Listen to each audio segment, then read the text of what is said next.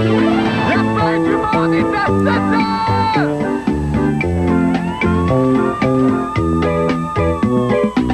La fin du monde est à 7 heures, annonçait le téléviseur. La fin du monde est à 7 heures. Avant d'aller voir les amis, il faudra leur téléphoner. Il y a un temps pour chaque chose, la vie elle, ce n'est pas rose. La fin du monde est à 7 heures. Il reste 1 heure avant la fin du Le monde. ciel s'est enfin mis d'accord, éliminons de l'univers la race humaine par la mort. La parole est à Jupiter, envoyons donc un météore sur cette engeance que j'aborde, sauf sur Gertrude que j'adore. Mardi 27 avril 1999, le village de Séraphin ferme ses portes. Comme on dit dans les pays d'en haut, c'est la fin, poule, c'est la fin. Un reportage de Jean Lené. C'est drôle et je lis. Liez avec moi. Et la ministre Louise Baudouin veut encourager les néo-québécois à délaisser Montréal pour immigrer en région. Le village de Séraphin est mort. Vive le village d'Abdoula. Bonne fin du monde, mesdames et messieurs. Tout d'abord, des nouvelles de moi. Depuis ce matin, je ne suis plus le même Marc Labrèche. Pourquoi? Parce que j'ai compris une chose. Bon, il y a 2 raisons qui font que l'actualité intéresse de moins en moins le public. La première, pas assez de nouvelles concernant Céline Dion. Céline, elle chante-tu encore, Céline Dion? Elle a-tu fait un disque récemment? Sa série Des fleurs sur la neige, ça va-tu sortir un jour, ça? Et évidemment, sa fameuse rivalité avec Martine Chevrier, en est-elle sortie vainqueuse? Non, mais c'est inacceptable, ça. Le public a le droit de savoir, il veut savoir, je les comprends. Ma seconde hypothèse sur le désintérêt du public, et ça, ben, c'est un petit peu là-dessus que je voudrais insister ce soir, le manque de rythme. Depuis ma tendre enfance, et j'ai longtemps essayé de vous cacher ça, mais j'ai toujours été, moi, un esclave du rythme.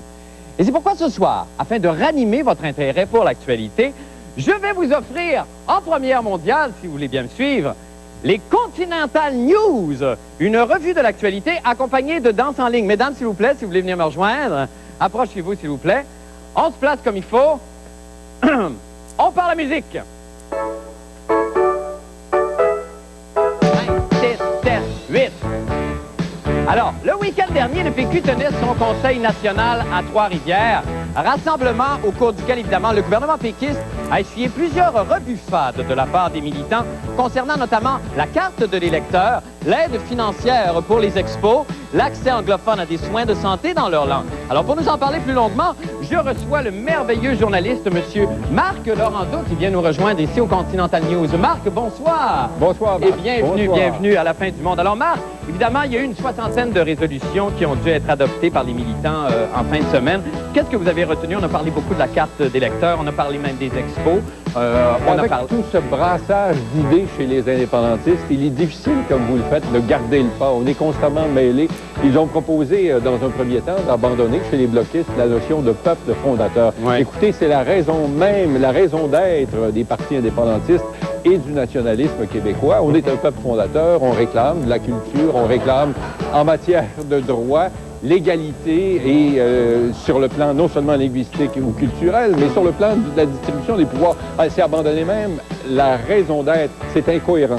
Deuxième décision avec qu'on a de la difficulté à suivre, Oui. c'est la monnaie commune. Oui, c'est M. effectivement. Parizeau, la monnaie plus exactement qui serait le dollar américain.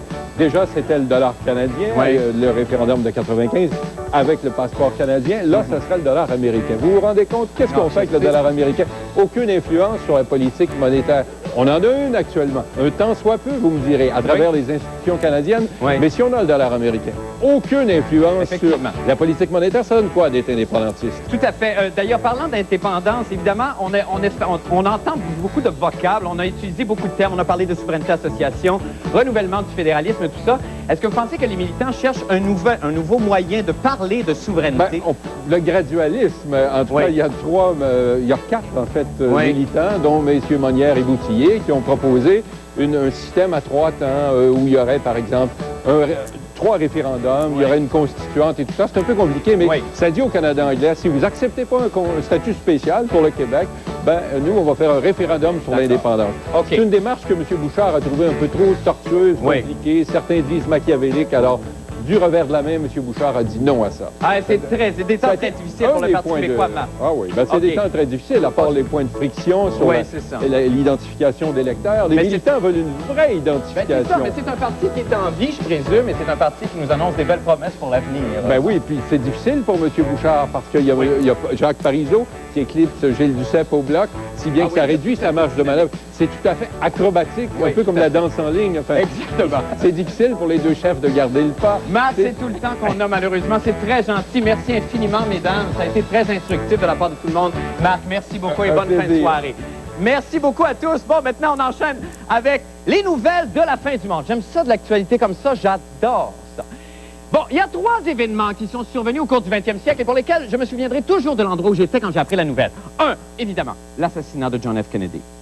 2, quand Louis Armstrong a marché sur la Lune. Et 3, et ça d'ailleurs, ça s'est passé aujourd'hui même, quand j'ai appris la fermeture du village de Séraphin à Sainte-Adèle. Et avec cette fermeture, comment dirais-je donc? C'est tout un pan de ma vie qui s'abat. J'ai commencé, moi, ma carrière d'artiste au village de Séraphin comme acrobate dans les célèbres Flying Séraphins. Et un soir que j'exécutais mon fameux salto mortale, j'ai entendu un coup de feu suivi d'un son de trompette. C'était Louis Armstrong qui venait de tirer sur Kennedy. Bon, des petits, hein? Anyway, Jean-René Dufort s'est rendu à Sainte-Adèle faire une dernière visite au village de Séraphin. On écoute. Eh oui, après 32 ans, le village de Séraphin s'est éteint à Sainte-Adèle dans l'indifférence générale. Et nostalgique comme je suis, je me devais d'aller jeter un dernier coup d'œil sur ce superbe village en Presswood, au risque de scraper mes jeans.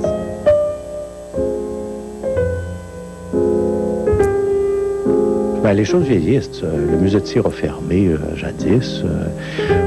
J'imagine que le village du Père Noël aussi va avoir fait son temps, etc. Les choses se promènent là-dedans en termes de destination vacances.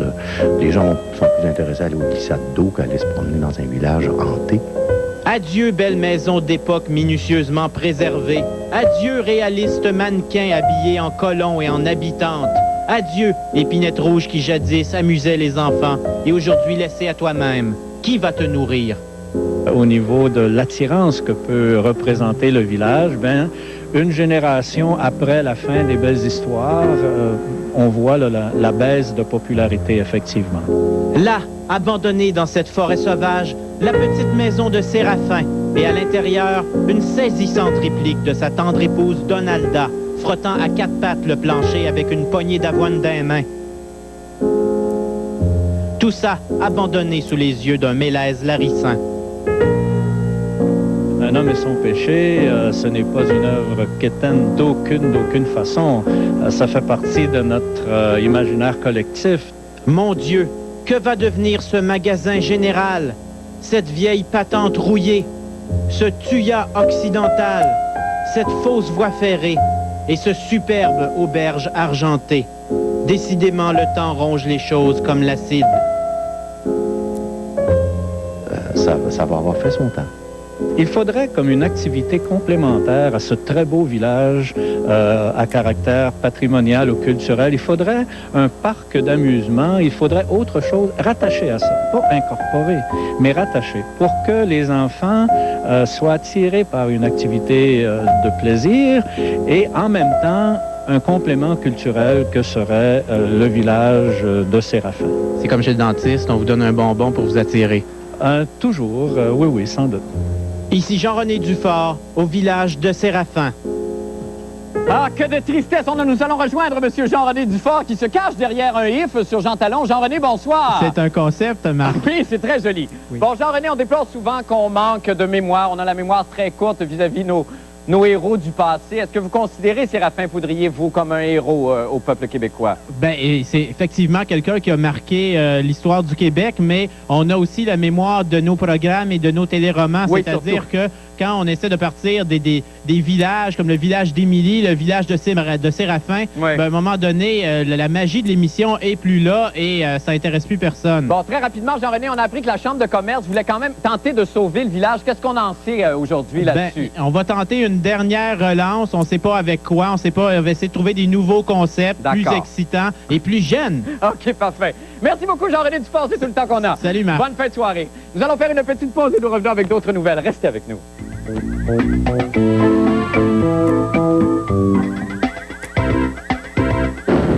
connu, Montréal est une ville de plus en plus cosmopolite. Bon, par exemple, en 98, il est né à Montréal plus d'enfants portant le nom de Nguyen que de Tremblay, de Roy ou de Gagnon, ce qui a évidemment pour conséquence une anglicisation de la métropole. Et ça, ça énerve beaucoup Mme Louise Beaudoin, ministre de la Francophonie et des madames qui se maquillent pas beaucoup.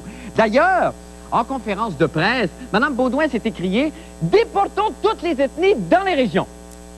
Après quoi, elle a donné un coup de poing dans le ventre d'une petite Pakistanaise. J'étais pas là, mais c'est ce qu'on m'a raconté. Moi, personnellement, je ne peux tolérer cette attitude. J'adore les ethnies, et c'est pourquoi, en leur nom, ce soir, je vais m'écrier « Pargué! Pargué! Pargué! » Et même, je rajoute « Adonde está el más próximo baño? » En tout cas, quelque chose du genre. Quand même, n'écoutant que sa flamme patriotique, M. Patrick Masbourian a essayé d'aller vendre la Beauce et les bois francs aux néo-québécois. On écoute. La ministre responsable de la Charte de la langue française, Louise Beaudoin, a sonné l'alarme. C'est que son ministère s'inquiète sérieusement de la défrancisation de Montréal, due, entre autres, au fait que l'anglais est la langue d'adoption de la majorité des immigrants. Dites-moi, quand vous affirmez que la loi 101 ne suffit plus, pourquoi? Eh bien, parce qu'il y a un tas d'autres phénomènes qui rentrent en ligne de compte. D'abord, l'étalement urbain. Vous savez qu'il y a beaucoup de francophones qui ont quitté l'île de Montréal pour toutes sortes de raisons. Et puis, il y a aussi, bien sûr, le fait que à peu près tous les nouveaux arrivants s'installent dans l'île de Montréal et que là, c'est extrêmement difficile avec, justement, le départ d'un certain nombre de francophones d'intégrer ces nouveaux arrivants à la majorité francophone. Pour la ministre, le problème est donc en partie démographique. La solution? Régionaliser l'immigration. La fin du monde est à 7 heures. Toujours soucieuse de l'avenir francophone de Montréal, a voulu promouvoir la région auprès des immigrants. Comment rendre le Québec séduisant pour un nouvel arrivant? Ouais, ça, c'est une question extrêmement intéressante, extrêmement importante. Si on avait la réponse, là, probablement que dans les transferts linguistiques, on ne verrait pas aujourd'hui qu'il y a encore 60% des nouveaux arrivants qui choisissent l'anglais et non pas le français. Vous ne parlez pas français. Est-ce que vous voulez aller vivre ailleurs au Québec? You want to live somewhere in Quebec? Yeah. Okay, choose one place. Okay. Allez-y, pick one. Non. You can pick one up. Vous allez bien vous parler français? Non. Non, voulez-vous choisir une région du Québec? Pick one place in Quebec. You don't want to live there? Non. Pour parler, excusez-moi. Non, mais vous allez pouvoir apprendre le français en allant vivre ailleurs, monsieur. Choose one. Oui, allez-y, madame, choisissez. Vous avez pris la Mauricie-Boisfranc. Alors, je vous souhaite un bon trajet. Et on est de retour avec Patrick. Patrick, bonsoir. Que de belles questions intelligentes et profondes. Je dois vous avouer que je n'ai pas réussi à écouler les 18 régions du Québec. Ben non, mais quand même, il y a un bel effort. Ben là, d'abord, est-ce qu'on a des chiffres relativement précis à partir de quand le Québec, enfin les francophones québécois de souche seraient minoritaires au Québec? Une date, vous voulez dire? Ben idéalement, oui. En avez-vous une? Selon les démographes, Marc. Oui. Non, il y a des démographes qui ont étudié le dernier recensement de Statistique Canada. En fait, c'est des chiffres de Statistique Canada. Le dernier recensement, c'est 96 et ce serait en 2005. En 2005 déjà? Donc, selon des études supposément très sérieuses. Donc, c'est bientôt, ça, c'est très bientôt. C'est demain, ça cogne à la porte. Et on serait donc minoritaire. Bon, est-ce que dans les... à Montréal, il faut spécifier, là. Oui, à Montréal. Est-ce qu'il y a des exemples de communautés d'immigrés qui sont implantées à l'extérieur de Montréal et des grands centres? Et pourquoi vous me regardez comme ça? et que ça fonctionnait, et que ça marche? Vous me regardez comme si j'étais un immigré. Non, pas du tout. Voyons donc. Non, c'est le fils d'immigrants, Marc. Ce n'est pas pareil. C'est pas pareil. Mais donc, est-ce qu'il y a des exemples de communautés qui sont allées... Oui, d'implantation, c'est bête à dire, mais réussie. Oui. Supposément, la ministre, je l'ai questionnée là-dessus, elle m'a donné un exemple. Ce serait des Bosniaques qui se seraient installés à Drummondville. Des Bosniaques à Drummondville? Oui, et elle, ce qu'elle prétend, c'est que justement, lorsque des gens vont s'installer dans une petite municipalité, donc une petite communauté, bien là, l'ensemble de la communauté est davantage en mesure de l'aider, etc., etc. Je trouve ça légèrement exagéré, dans la mesure où il y a énormément de ressources pour ces gens-là qui sont évidemment dans les grands centres, Montréal entre autres. Bon, mais bon, semble-t-il que là-bas, on les accueille à bras ouverts. Ben écoutez, c'est tout le temps qu'on a. De toute façon, c'est un grand débat de société qui s'avance. Et un peu grâce à vous, Patrick. Nous allons faire une petite pause et nous revenons avec la fin du monde en bref. Restez avec nous.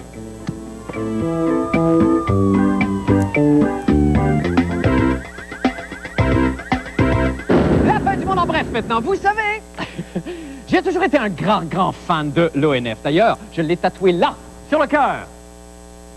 Non, excusez-moi, ça c'est TVA. Non, ici. Non, ça c'est la toilette pour dames. Voyons, c'est que je l'ai mis ce tatou-là. Je l'ai mis ici. Oui, ah, voilà, l'ONF. Ah, que de souvenirs. Ah non, j'ai vu d'ailleurs Chibougamau, mon amour. J'ai pleuré en regardant Wilbrod et son casse en peau de dauphin. Et mon Dieu, combien j'ai ri pendant Sylvain le Lièvre ou Les fémurs ont des oreilles. Mais j'étais très loin de croire que cette bande de joyeuderies bourrée de bonnes intentions avait en plus un talent de prémonition. En effet, alors qu'on annonçait hier dans les journaux l'arrivée prochaine de nouvelles caisses enregistreuses qui n'auraient plus besoin de l'aide des caissières, je me suis rappelé d'une obscure production de l'ONF réalisée dans les années 70 ayant pour titre « Vive l'avenir » qui décrivait exactement 30 années à l'avance cet événement technologique troublant et bien d'autres choses encore, et bien plus inquiétantes d'ailleurs. On a justement, je pense, un petit extrait de ce film. On regarde. Vive l'avenir!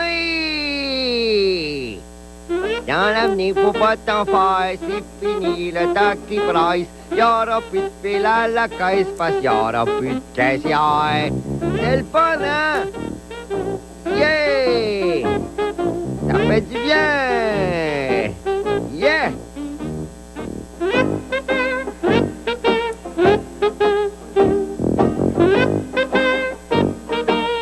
Pas avoir des comptoirs à pain avec même plus de pain. Merci, monsieur le boulanger. Va avoir dans les restaurants à Star, même plus de serveurs. Puis dans les hamburgers, y'aura même plus de boulettes. Avec servi dans même pas d'assiette. Pour les camionneurs, y'aura plus de camions. Quand ça, y'aura plus de pollution. Yeah! Mais on va pouvoir acheter des Q-tips avec pas de tips. Ça fait mal, mais dans l'avenir, les oreilles ont plus de tir. Pour les dentistes aussi que ça marche, y'auront même plus de dents d'en face. Puis y'auront même pas de moustache. Oh non, ils l'avaient caché. Oh, ils sont drôles, les dentistes, pas de dents. Ils sont drôles. Pour finir par tout ça, on va être tellement fiers. On va avoir le goût de danser tous les soirs, même pas sur le beat de la musique. Mais le plus le fun dans tout ça, c'est que t'auras même pas besoin d'être là. Oh, merveille du patrimoine. On enchaîne maintenant avec les sports. Et M. Pauloud, Paul, bonsoir. Bonsoir, et Marc. bienvenue à la fin du monde. Comment allez-vous? Ça va bien, vous? Vous avez un petit regard un peu nostalgique? Un peu nostalgique. Troublé. J'ai un pincement au cœur, un peu comme Jean-René avait un pincement au cœur, on l'a vu au Oui. village de Séraphin Oui. tout à l'heure. C'est une chronique un peu nostalgique ce soir. Bon. Oui. En quel honneur? Au rythme de l'émotion, parce que John Elway, un des plus grands carrières de l'histoire de la Ligue nationale de football, John Elway. va annoncer sa retraite dimanche. Ah, c'est vrai? C'est à quel âge il a, M. Elway? Et il va avoir 39 ans le 28 juin prochain. Il aura donc joué 16 ans oui, à Denver. il s'en va tranquillement. John, il est plus jeune. Ben, il n'est pas tout à fait jeune. Non, non, non. Et après Michael Jordan et Wayne Gretzky, voilà un autre géant du sport qui a décidé donc, lui, dans son cas, d'accrocher ses crampons. D'accord. Et j'ai décidé de préparer une petite chronique un peu, ce que je pourrais appeler, une chronique qui est basée un peu sur le film Forrest Gump. Vous savez? Oui. Et parce que j'ai eu l'occasion à quelques reprises, n'est-ce pas, de croiser John, sa charmante épouse et ses 4 enfants à C'est Denver. pas vrai. Oui, et lorsque j'avais décrit, entre autres, 2 Super Bowls ici à TQS. Alors, c'est un petit collage. On remonte en quelle année, Paul, quand vous aviez décrit des Super Bowls à TQS? 87-88, Ah! au tout début de TQS.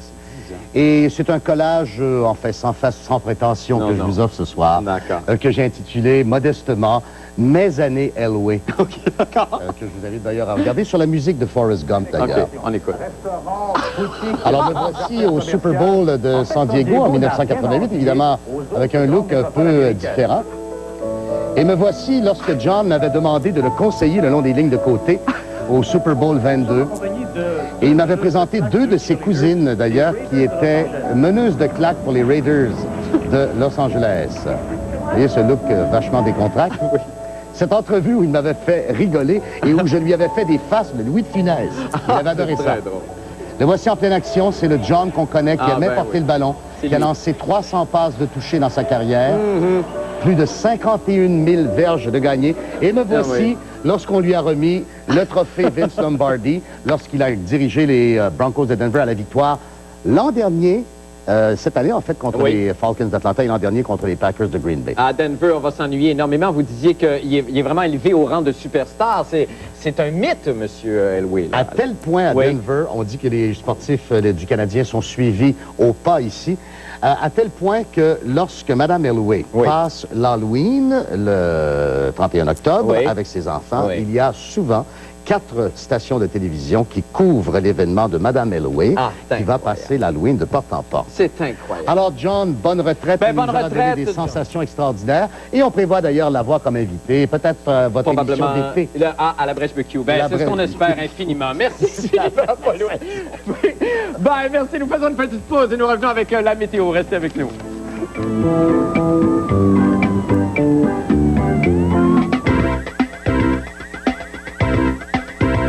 Eh bien, à la météo cette semaine, on a des gens qui sortent de chez le dentiste et pour jeter un coup d'œil, donc, au temps qu'il fera, on rejoint notre météorologue amateur du jour, M. Antoine Jobin. Monsieur Jobin, bonsoir. Bonsoir. Comment allez-vous? Ça va très bien. Ah, ben, on est très content pour vous, toujours accompagné de M. Derry, évidemment, le dentiste qui l'a gelé. Bonsoir, Marc. Alors, bonsoir à tous les deux. On va commencer avec la météo, M. Jobin. Quel temps il va faire ce soir et cette nuit, demain? Demain, ensoleillé, passage nuageux. Oui. Ça se réchauffe un peu. Maximum 15 degrés. OK. Et c'est tout? Minimum 3 degrés. Ah, ben oui, évidemment, ça atteint... atteint le cerveau aussi, ça. Vous êtes un comédien aussi, M. Jobin? Oui. Et vous faites une carrière fulgurante? Oui. Bon. Et vous dansez aussi, M. Jobin? Oui, je danse aussi. Vous adorez. Vous avez dansé au J'ai festival... une annonce au sujet des cataractes. Vous avez dansé au sujet des cataractes? Oui. C'est une belle danse?